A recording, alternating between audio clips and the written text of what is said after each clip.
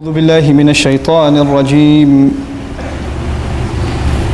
يا بني إنها إن تك مثقال حبة من خردل فتكن في صخرة أو في السماوات أو في الأرض يأت بها الله إن الله لطيف خبير يا بني أقم الصلاة وأمر بالمعروف وانه عن المنكر واصبر على ما أصابك إن ذلك من عزم الأمور رب اشرح لي صدري ويسر لي أمري واحلل عقدة من لساني يفقه قولي فالحمد لله رب العالمين والصلاة والسلام على سيد الأنبياء والمرسلين وعلى آله وصحبه أجمعين ثم ما بعد السلام عليكم ورحمة الله وبركاته. I wanted to take this opportunity to share with you a couple of ayat that belong to Surah Luqman, and they belong within the passage in which Luqman radiallahu anhu is giving advice to his son. And typically at the occasion of a khutbah of Jum'ah or a short talk, we begin from the beginning of this passage and we get through the first couple of ayat and the time is up, and there's so much more beautiful advice in this passage, and in most occasions we don't get around to them, or if we do, we don't give them enough time. But there's some really beautiful pearls of wisdom that Allah Azza wa Jal chose to mention in His book, and it's very beautiful that at the beginning of each of them Allah Azza wa Jal begins the ayah by saying, Ya Bunayya, my beloved son, my dear son. Bunayya ism tasghir, meaning my small son, my young boy. It's a term of endearment by the father to the son. In other words, Allah wants to highlight before, there's one thing that the father is teaching his son, but it's another that he goes out of his way to show love before he even teaches him. He makes sure that the son understands that the father loves him. Because a lot of times, especially for dads, it's not on autopilot. Your children don't automatically assume that you love them, especially for fathers. They know automatically mom loves me, but they don't know automatically dad loves me. Automatically they assume dad is usually angry at me. So dad has to go out of his way to say, son, I love you. Then start the advice. He can't just start the advice. And this is, you guys have experienced this in life, maybe with your own fathers and your own children. Every time you try to give them advice, oh, here we go again. It's because, and when the mother just puts her arm around you or sits you down and says, come sit here next to me, and then she gives you just listen, because it's mom. You just melt. So the father has to go out of his way to make sure the son listens. And this father, subhanAllah, the advice he gave, he just wants his son to think about something. And he says, إِنَّهَا إِن تَكُ مِثْقَالَ حَبَّةٍ فِي خَرْدَلٍ. Imagine that there is a mustard seed. فَتَكُنْ فِي صَخْرَةٍ. It's this tiny little mustard seed, little tiny thing. And it's inside a boulder. The seed is stuck inside a boulder. And it could be any boulder.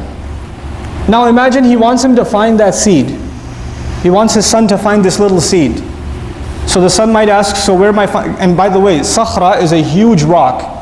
A rock the size of a room, a rock the size of this hall. It's a huge rock. And what are you looking for inside that rock? A little tiny seed. The first task for the son is to see, where is this rock? So his father tells him, فَتَكُنْ فِي السَّمَاوَاتِ أَوْ فِي الْأَرْضِ. It's somewhere in the universe. He tells his son, this rock can be found somewhere in the skies or the earth. It could be on this planet, it could be somewhere else, in some other galaxy far away.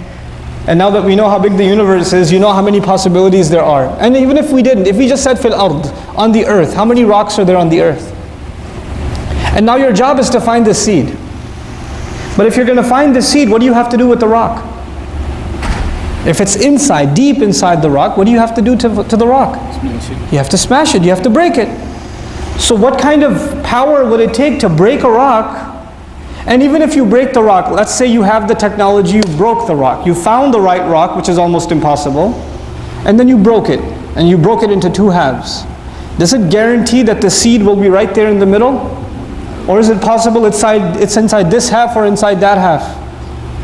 So you break it up into small pieces. You take this gigantic rock, this boulder, and you break it up into rocks this small. Is it guaranteed you found the seed yet? No. It could be inside any one of those small pieces. You literally have to smash the boulder into pieces that are the size of the seed. And now how many pieces do you have? Pieces that are the size of a boulder. Because if you break it up, it's still that size. And within those billions of little tiny specks, what do you have to find? A seed.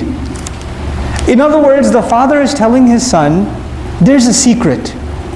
And this secret is hidden on top of hidden and top of hidden. And it's so well hidden that it's impossible even in your imagination to discover it. إِنَّهَا إِن تَكُ مِثْقَالَ حَبَّةٍ مِّنْ خَرْدَلٍ made of Urdu mein kehte hain rai ka dana, mustard seed.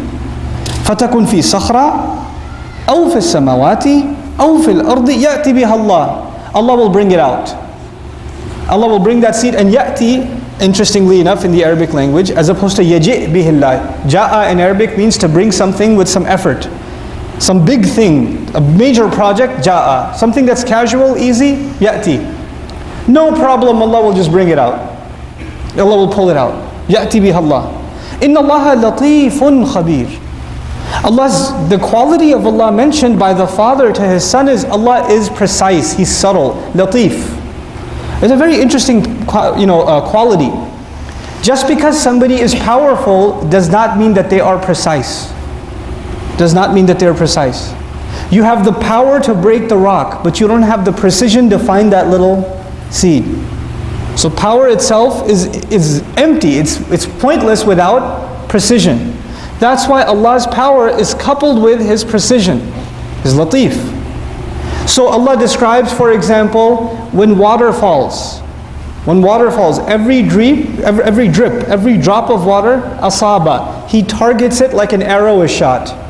Like Allah knows where every drop is going to fall precisely. Precisely. When the nation of Lut is destroyed, for example, Lut alayhi salam, Allah describes that the rocks, musawwamatan, they were named. Every little pebble that fell from the sky had the name, who's this bullet written for? And where's it going to shoot him? Talk about precise sniper fire. It's coming from the sky with a name on it. It's got engraving on it, this is meant for that guy and it's going to kill him in this way. Subhanallah. That's precision of Allah. So He says latif and then khabir. Khabir meaning Allah is not only is He precise, Allah is fully knowledgeable, fully aware. He's telling his son this so the son appreciates how powerful Allah is. And the son has a new appreciation when you know how you tell your children, hey kids, remember, I'm going over there, but Allah is watching. Allah is watching. And the kid goes, yeah, I know Allah is watching. Yeah, I know. I got it.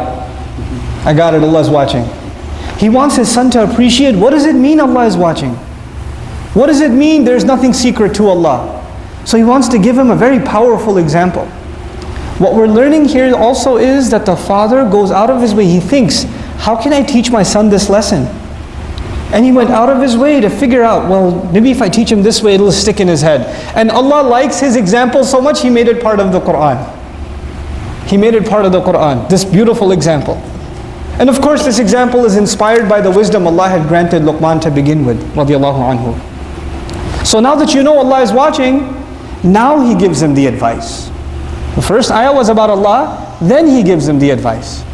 And so He says, Ya bunayya aqimis salat. My son, pray, establish salat. And فَهُنَاكَ فَرْقْ بَيْنَ يَا بُنَيَّ صَلِّي وَلَمْ يَقُلْ يَا بُنَيَّ صَلِّي. My son, pray. He said, Ya bunayya aqimis salat. Establish prayer. Institutionalize prayer. Establishment as an image in the Arabic language is to build something. Is to make something stand. It's as though everything else can be moved, but the pillar in the building cannot be moved. You can move the furniture, but you can't move the pillars. So in your day, everything else can move. In your day, the doctor's appointment can move. Your work schedule can move. The meeting can move. Lunch can move. Dinner can move. Salat cannot move. Salat is in its place. Son, understand this. My son, I want you to know you have to establish salat. Aqim as-salat. Wa'mur bil ma'roof, wanha 'anil munkar, wasbir 'ala ma asabak. I'll leave you with this. Once you establish salat, once you understand what it means to make time for Allah no matter what, then there are going to be some effects of salat on your personality. And these effects are not just inside salat, these effects are also outside salat. If Allah will bring out even a seed on Judgment Day, which means Allah will bring justice on Judgment Day, not even a seed will escape. If that's the point, then a Muslim becomes very concerned with justice. And every single salat reminds the Muslim that the day of justice is coming, and the Muslim has to be fair in his life and her life, and the Muslim has to make sure people around them are doing the right thing. So a natural consequence of salat, of really establishing salat, وَأْمُرْ بِالْمَعْرُوفِ وَانْهَى عَنِ الْمُنْكَرِ. Make sure you encourage and instruct people and advise people to do the right thing. You made salat and you go back into the meeting at the office. And when you're at the meeting at the office, they're saying, you know, our client, he's given us, you know, seems like he's got a little extra money to spare, so we should bill him a couple of hundred extra hours even though we haven't done the work. They won't mind, they don't care. You just came out of salat, you say, no, we didn't do that work. We can't put that on the hours. We cannot sign off, I can't sign off on that. You're standing around in your meeting at work and people are making fun of an employee that's not there. You stand up, whether you like that employee or not, it's not right, he's not here. We shouldn't do this. And you say, what made you do that? Why are you talking like this? Why are you standing up for the guy? Because I pray. That's what prayer teaches me, to stand up for the right thing. I'm not going to stand by corruption anywhere else in my life. That's what it means to establish salat. So he's teaching his son, just because you pray, that's not enough. Just because you pray, that's not enough. And it's beautiful that Allah gave the example of a seed. What's supposed to come out of a seed? A plant. The salat is like the seed. But if the seed, you never turn it into a plant, the fruits of that seed, they never come out. And what are the fruits of that seed? Amr bil ma'roof wa an-nahy 'anil munkar. فَإِذَا لَمْ تَأْمُرْ بِالْمَعْرُوفِ وَلَمْ تَنْهَى عَنِ الْمُنكَرِ مَا هَذِهِ الصَّلَاةِ. What kind of salat is this? It doesn't make you enjoying good and forbid evil. What is that? وَاصْبِرْ عَلَى مَا أَصَابَكَ. And then that's the final advice in this ayah. Be patient over whatever targets you. Because when you stand up for the right thing, or you speak out against the wrong thing, in the house, at the office, in business, with business partners, with the employee, with the employer, with the coworker, with the person you're riding with in the car, when you speak out and say the right thing, they might get upset with you. They might not like what you have to say. Nobody likes justice, let me tell you, around the world. You talk about justice, you get in trouble. You tell your dad, I don't think that's fair, Dad. I don't know if you should have paid him his full salary. I don't know if you should have done that. Well, who are you, kid? Who are you to talk to me like that? Nobody likes to hear about justice. Nobody likes to hear about fairness. So you're going to have to be patient with the consequences of speaking out. وَاصْبِرْ عَلَى مَا أَصَابَكَ. And this is a cycle, because when your patience is tested, you will need strength. And after a few hours, you go back to Allah for salat, and you gain your strength again. And then you go back out again, and you stand up for the right thing again. And you cycle like this. He's turning his son into a leader. He's turning his son into a role model. This is what Islam is supposed to look like. This is what salat does. I'll leave you with this last bit of thought. When, for example, Shu'aib alayhi salam was complaining about the economic, irregularities of his society, they told him, his people told him, does your salat prevent you? As-salatuka tanha?